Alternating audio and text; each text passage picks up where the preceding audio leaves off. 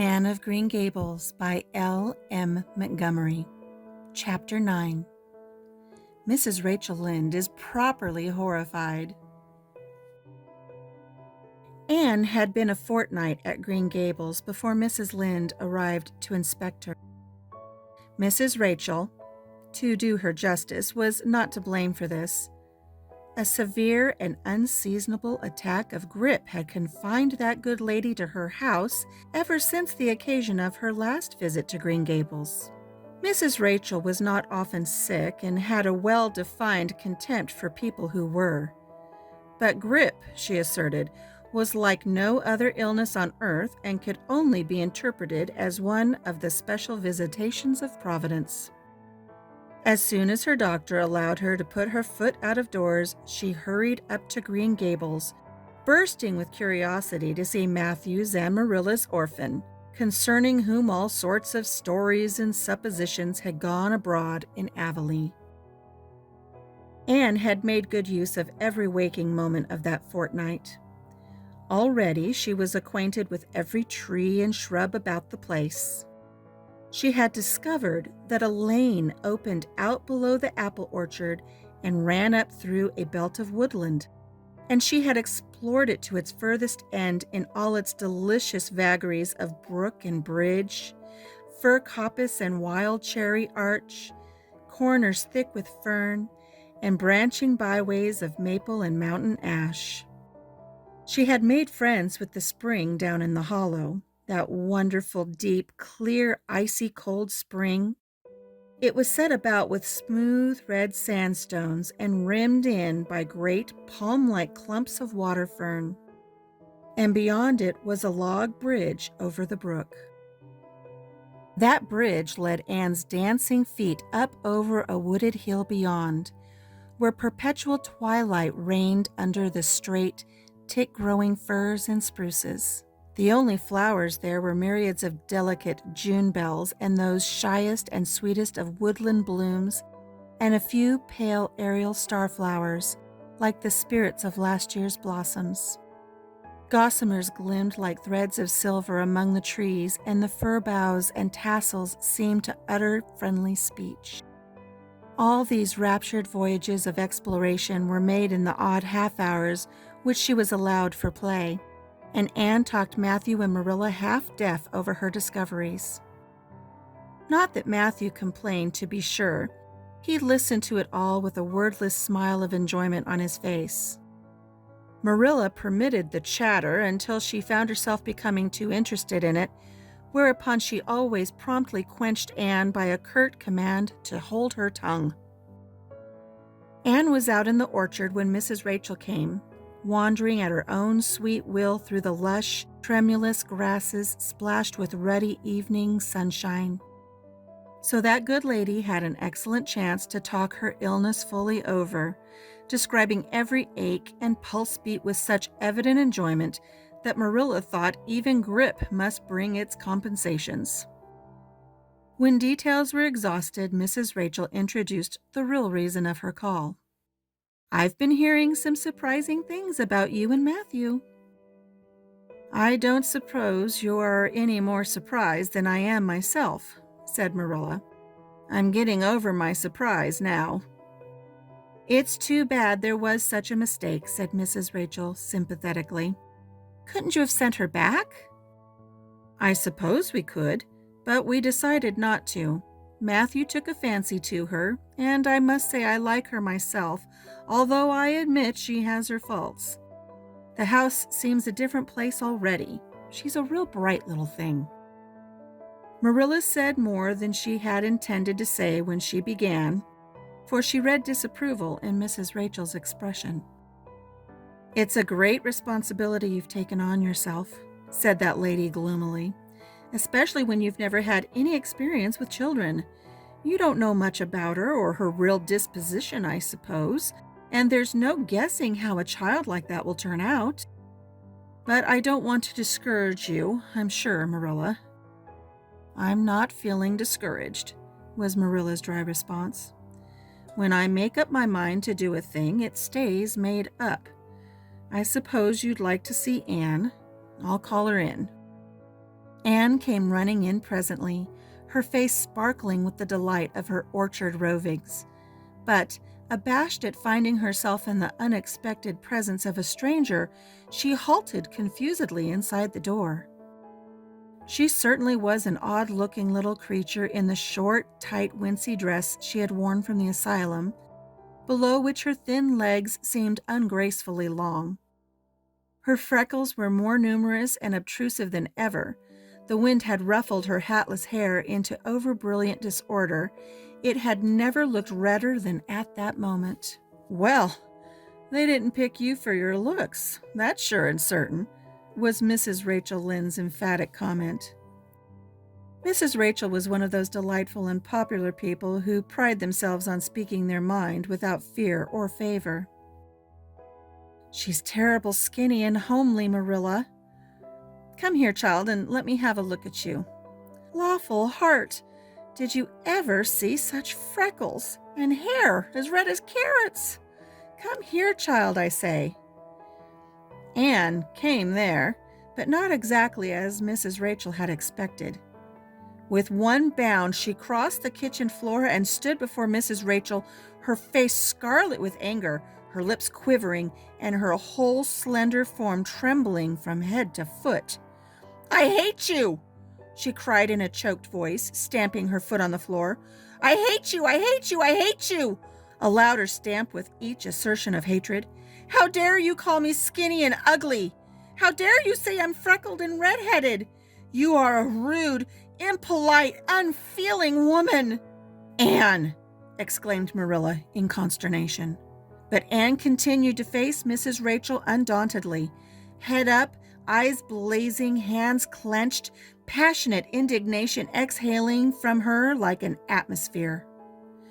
"How dare you say such things about me?" she repeated vehemently. "How would you like to have such things said about you? How would you like to be told that you are fat and clumsy and probably hadn't a spark of imagination in you? I don't care if I do hurt your feelings by saying so. I hope I hurt them. You have hurt mine worse than they were ever hurt before, even by Mrs. Thomas's intoxicated husband, and I'll never forgive you for it. Never, ever. Stamp, stamp." "Did anybody ever see such a temper?" explained the horrified Mrs. Rachel. "Anne, go up to your room and stay there till I come up," said Marilla, recovering her powers of speech with difficulty. Anne, bursting into tears, rushed to the hall door, slammed it until the tins on the porch wall outside rattled in symphony, and fled through the hall and up the stairs like a whirlwind. A subdued slam above told that the door of the east gable had been shut with equal vehemence. "Well, I don't envy you your job bringing that up, Marilla," said Mrs. Rachel with unspeakable solemnity.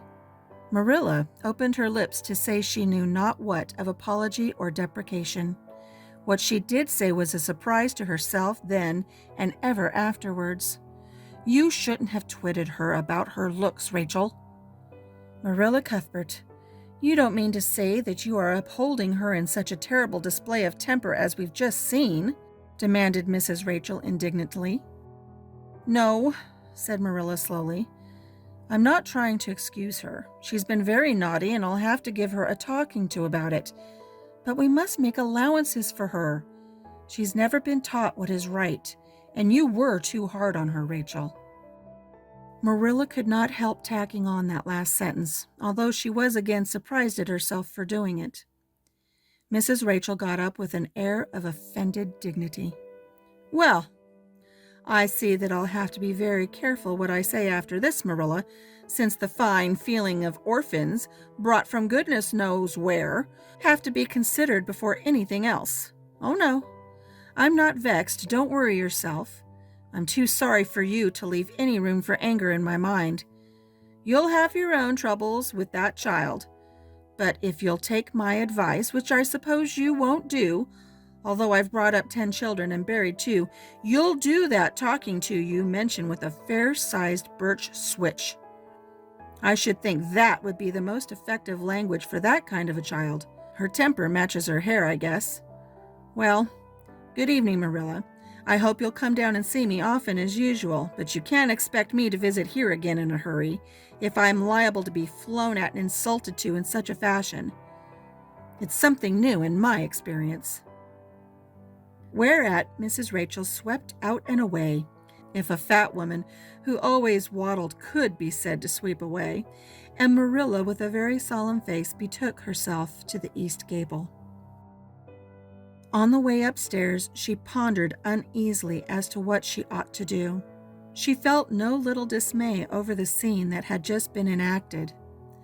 How unfortunate that Anne should have displayed such temper before Mrs. Rachel Lynde, of all people. Then Marilla suddenly became aware of an uncomfortable and rebuking consciousness that she felt more humiliation over this than sorrow over the discovery of such a serious defect in Anne's disposition. And how was she to punish her? The amiable suggestion of the birch switch, to the efficiency of which all of Mrs. Rachel's own children could have borne smarting testimony, did not appeal to Marilla. She did not believe she could whip a child. No, some other method of punishment must be found to bring Anne to a proper realization of the enormity of her offense. Marilla found Anne face down on her bed, crying bitterly, quite oblivious of muddy boots on a clean counterpane. "Anne," she said, not ungently. No answer. "Anne," with greater severity, "get off that bed this minute and listen to what I have to say to you." Anne squirmed off the bed and sat rigidly on a chair beside it, her face swollen and tear-stained, and her eyes fixed stubbornly on the floor. "This is a nice way for you to behave, Anne. Aren't you ashamed of yourself?" "She hadn't any right to call me ugly and red-headed," retorted Anne, evasive and defiant. "You hadn't any right to fly into such a fury and to talk the way you did to her, Anne. I was ashamed of you. Thoroughly ashamed of you. I wanted you to behave nicely to Mrs. Lynde, and instead of that you have disgraced me. I'm sure I don't know why you should lose your temper like that just because Mrs. Lynde said you were red-haired and homely. You say it yourself often enough." "Oh, but there is such a difference between saying a thing yourself and hearing other people say it," wailed Anne. "You may know a thing is so, but you can't help hoping other people don't quite think it is. I suppose you think I have an awful temper, but I couldn't help it. When she said those things, something just rose right up in me and choked me. I had to fly out at her." "Well, you made a fine exhibition of yourself, I must say. Mrs. Lynde will have a nice story to tell about you, everywhere, and she'll tell it too. It was a dreadful thing for you to lose your temper like that, Anne. Just imagine how you would feel if somebody told you to your face that you were skinny and ugly," pleaded Anne tearfully. An old remembrance suddenly rose up before Marilla. She had been a very small child when she had heard one aunt say of her to another, "What a pity she is such a dark, homely little thing." Marilla was every day of 50 before the sting had gone out of that memory. "I don't say that I think Mrs. Lynde was exactly right in saying what she did to you, Anne," she admitted in a softer tone. "Rachel is too outspoken, but that is no excuse for such behavior on your part. She was a stranger and an elderly person and my visitor, all three very good reasons why you should have been respectful to her. You were rude and saucy and—" Marilla had a saving inspiration of punishment. "You must go to her and tell her you are very sorry for your bad temper and ask her to forgive you." "I can never do that," said Anne determinedly and darkly.